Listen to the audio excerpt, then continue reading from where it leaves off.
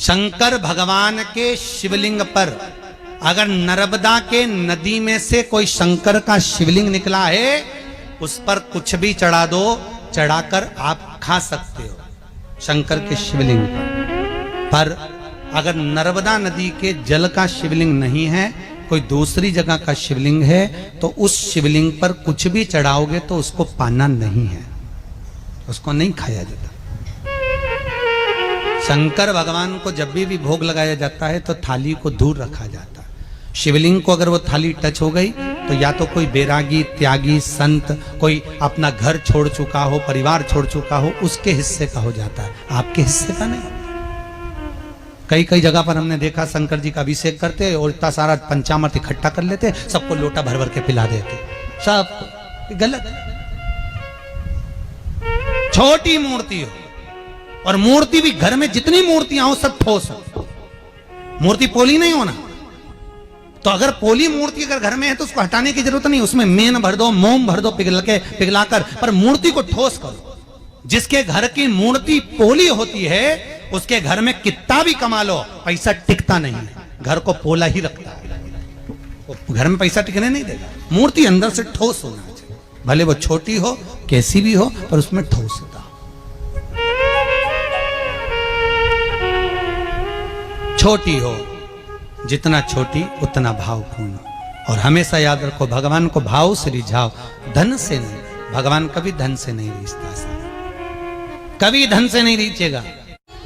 भैया कौन सी पुराण में लिखा है या कौन से शास्त्र में लिखा है कि किसी मंदिर की परिक्रमा करते समय मंदिर के पीछे दीवार पे धोख लगाओ, प्रणाम करो?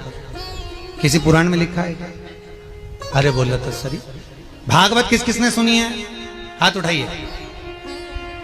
सबने सुनी है? धर लो।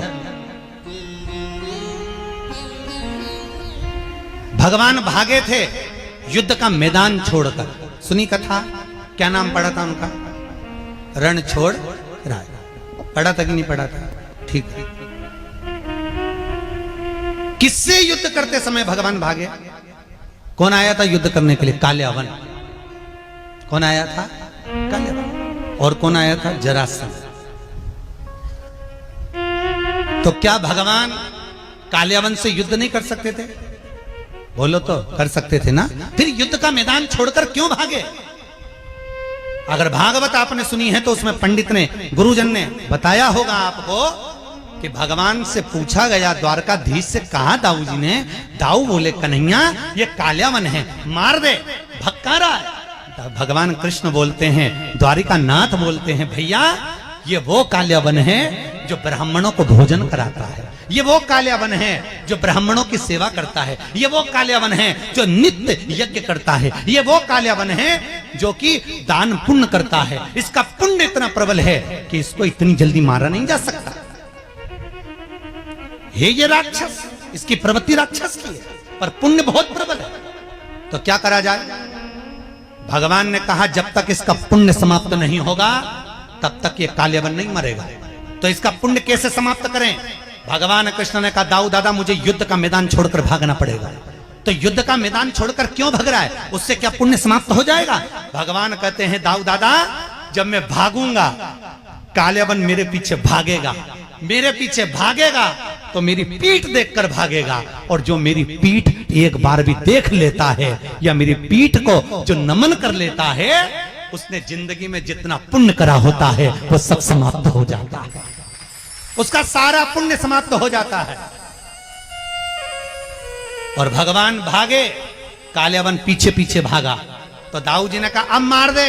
भगवान कहते अब मारने की जरूरत नहीं, जब पुण्य ही समाप्त हो गया तो मैं काहे को मारूं? ये गुफा में आएगा, मुचकुंद का नेत्र खुलेगा, आंख से ही मर जाएगा, मारने की जरूरत ही नहीं। सुनी कि नहीं सुनी कथा? मुचकुंद का नेत्र खुला, काल्यावन जलकर भस्म हो गया। महाराज काल्यावन को किसी ने नहीं मारा, काल्यावन का पुण्य जब समाप्त हो गया अपने। इसलिए हिंदू धर्म का शास्त्र कहता है नियम से चलो, पर आप लोग देखा देखी से चलती हो। एक ने परिक्रमा लगाई, बेचारी थक गई, दीवार पकड़ के खड़ी हो गई, तुमने सोचा दीवार को प्रणाम करो तो तुमने भी जाके पीछे प्रणाम कर लिया। एक को देखा, दूसरी ने प्रणाम कर लिया, दूसरी ने देखा, तीसरी को प्रणाम कर लिया। ये देखा देखी में हमेशा काम बिगड़ता है, कभी अच्छा काम नहीं होता। देखी देखी में काम बिगड़ता है। एक बार कक्षा 8वीं का पेपर था, बच्चे एक के पीछे एक बैठे थे, एग्जाम में लिखने को आ गया, दिल्ली की सबसे बड़ी मीनार का नाम लिखो। आगे वाले बच्चे ने लिख दिया दिल्ली में कुतुब मीनार है।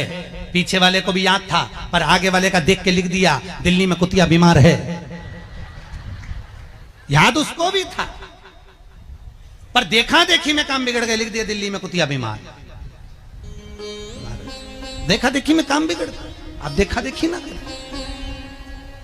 कईयों की आदत रहती है, वो ऐसा व्रत कर रही तो मैं भी करूं, वो ऐसा कर रहा तो मैं भी करूं। काय को करे, तुमसे जितना बना तसा दो।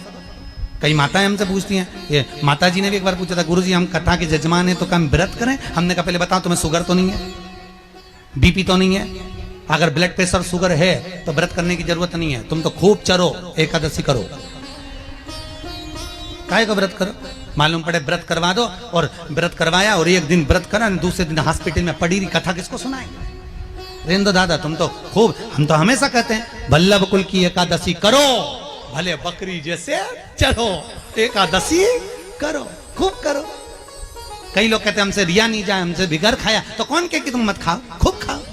मूंगफली का दाना सेक के फ्रिज पे धल लो, चिप्स सेक के कूलर पे धल लो, साबूदाना की खिचड़ी बना के धल लो, यहाँ वहां सब दो चारों तरफ, बादाम काजू जेब में, जहां से निकलो वहीं चरो, एकादशी करो। कौन कह रहा है कि भूखे रहो? खूब खा। हमारा भगवान द्वारकानाथ तो 8 बार खाए दिन भर में। अरे बोलो तो सही है कि गलत है?